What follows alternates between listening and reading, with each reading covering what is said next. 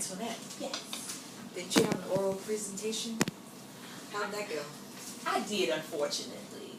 You know, I was prepared as I could be, me and my group, but I kind of feel like we got an 80 out of 100, and my teacher never really told me why we lost those 20 points. So I wonder if it was my race.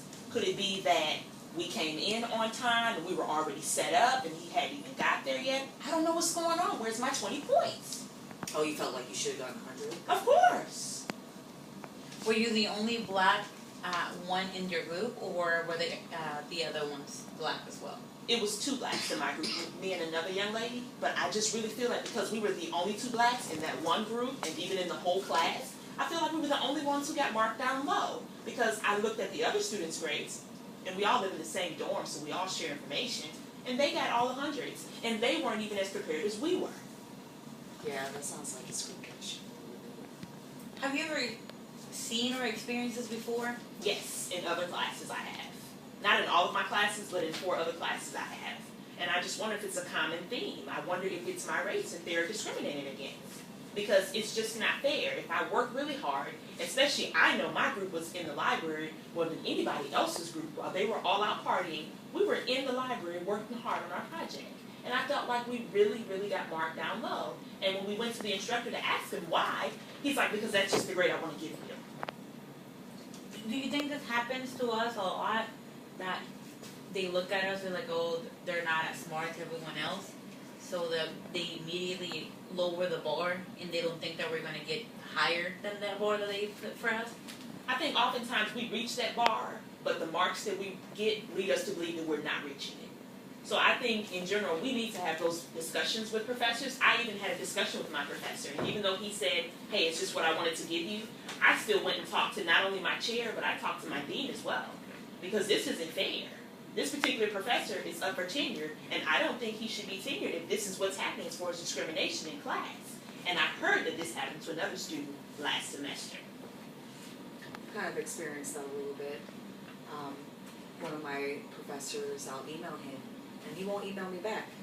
But then another student will email him, same question, and they'll get an answer from him. Because the next day at class, I'm like, yeah, I emailed him, and you know, he never emailed me back. And they're like, oh yeah, I emailed him the same question, and he emailed me this. And then I just wondered, well, how come he didn't inform me or email me? He could have, you know, tagged me in his email for the same question. So here I am left wondering, you know, how come I'm not getting the same information as this person? Is it because of my race? Have you tried emailing him and CCing his supervisor? I've tried emailing him again.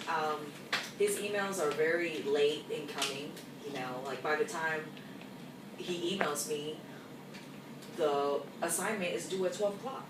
And I'm like, well, now I know how to do this, but I only have 4 hours to do it now. I have another friend who had the same type of problem. She said that she went to the dean. I might do that too, but you know, it's really frustrating that here I am, just like everybody else, trying to do the same thing just like everybody else. Why am I not being treated like everybody else? Well, now's the time to stand up. Because if you don't stand up, you'll get a grade that you don't deserve. And then the person behind you will say, well, I heard that this happened to her, I guess I shouldn't stand up either. If you stand up, that person behind you will stand up as well. And then other students will say, wow, this is happening with this professor. I don't want to take them as a professor. And maybe, yeah, might go to the top and might get, well, not fired, but because he's a pretty good teacher. I don't want him to get fired or anything. I just want to be treated fairly. If you're proactive, it'll work out. And also bring your evidence. Every evidence that you have, bring it with you, because that'll help you to prove your case that you've been mistreated. And more than likely, when you have your evidence, departments are more willing to listen to you. Yeah. I'll try that. I don't know. Sometimes I feel like it's really hard, you know, being a minority here on campus. Especially being biracial, it's hard for me to relate to other people. You know, I've moved around a lot. My parents were in the military, so never stayed in one spot to make friends. So for me, sometimes it's really hard to just even get myself out of the box sometimes. And I feel like a lot of the times we let our misconception get the best of us because we think that that's the way they feel, so why even try? Why even give it a shot? Why even reach out to people when they already have a specific view of us? And so a lot of the times we have to like look at ourselves and be like, no, I'm not like that. And it's not that I'm trying to prove anybody wrong, but I'm just trying to make sure that I'm me and that I'm letting that show.